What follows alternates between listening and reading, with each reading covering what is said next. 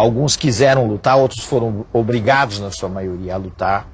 E a contradição entre o soldado negro e o escravo negro se tornou muito forte. Isso é uma consequência, em parte, da Guerra do Paraguai.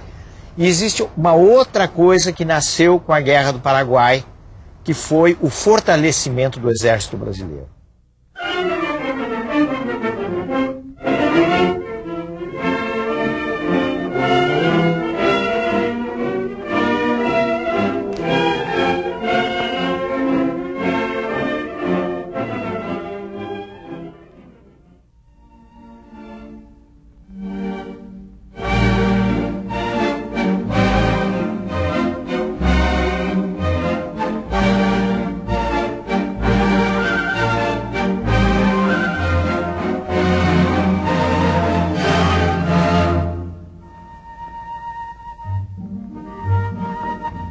A abolição da escravatura se deu ainda no reinado de Dom Pedro II, pela mão da princesa Isabel, que estava transitoriamente com as funções de reger o trono.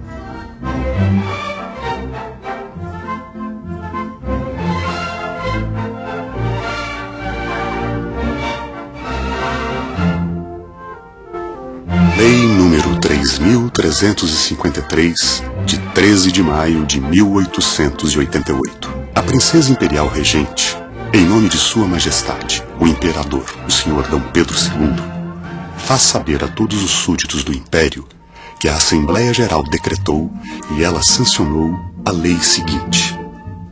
Artigo 1º. É declarada extinta desde a data desta lei a escravidão no Brasil. O que é importante a gente considerar na abolição da escravatura é o fato de que, se ela naturalmente representou um avanço, ela, da forma como foi feita, deixou muitos problemas. Porque não se considerou, ou não houve interesse em se considerar, a questão da inserção do negro na sociedade brasileira.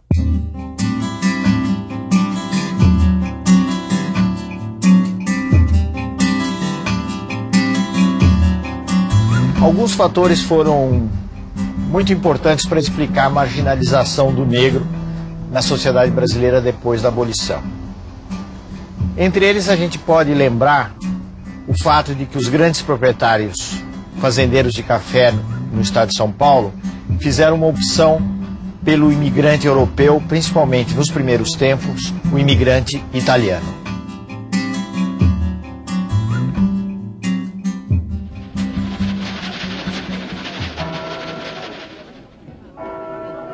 O que é que aconteceu? O negro ficou relegado a atividades marginais, ao quase desemprego, a uma situação de subemprego muito desvalorizada e, vítima de um preconceito bastante pesado, também não teve a oportunidade de encontrar o caminho da escola, da instrução, tudo isso fazendo com que o negro ficasse numa situação muito ambígua na sociedade brasileira. A sociedade brasileira gerou a ideia de que não existe preconceito no Brasil, quando de fato esse preconceito existe e ele, em parte, ou em boa parte, é responsável por essa não integração do negro como cidadão.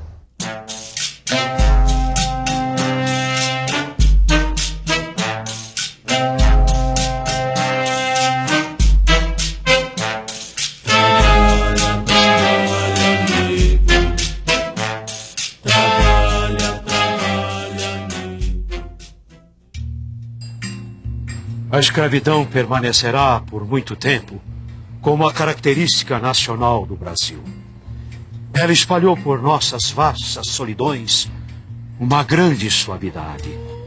Seu contato foi a primeira forma que recebeu a natureza virgem do país e foi a que ele guardou. É ela, o suspiro indefinível que exalam ao luar as nossas noites do norte.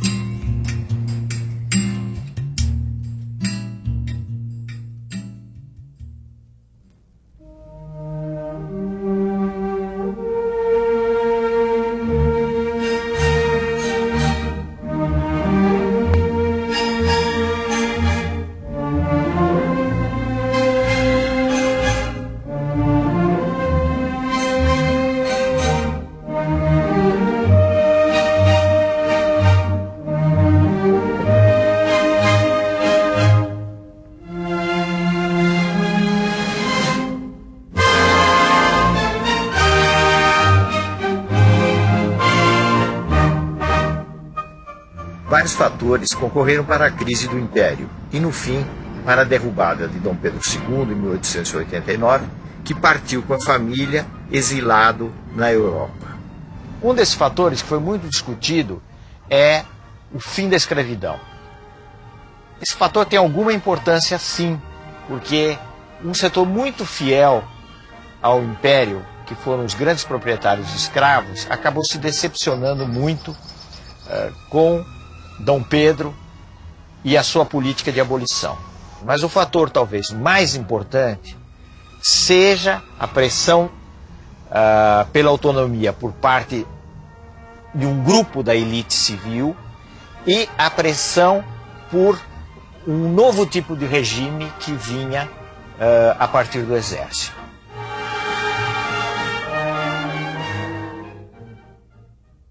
Concidadãos, o povo, o exército e a Armada Nacional, em perfeita comunhão de sentimentos com os nossos concidadãos residentes nas províncias, acabam de decretar a deposição da dinastia imperial e, consequentemente, a extinção do sistema monárquico representativo.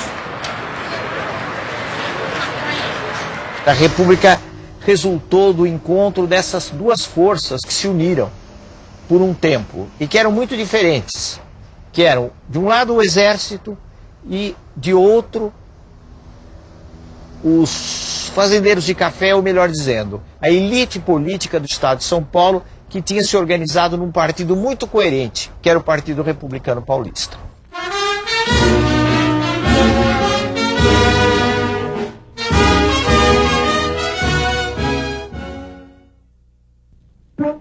No próximo programa, finalmente uma república brasileira.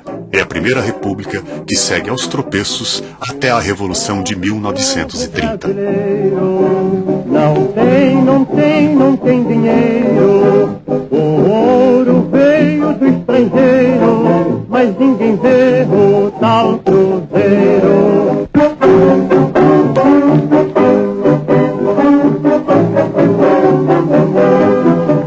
O pobre povo brasileiro não tem dinheiro.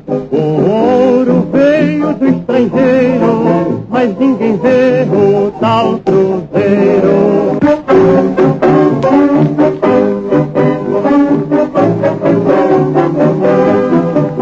O pobre povo brasileiro não tem dinheiro. O ouro veio do estrangeiro, mas ninguém vê o tal cruzeiro.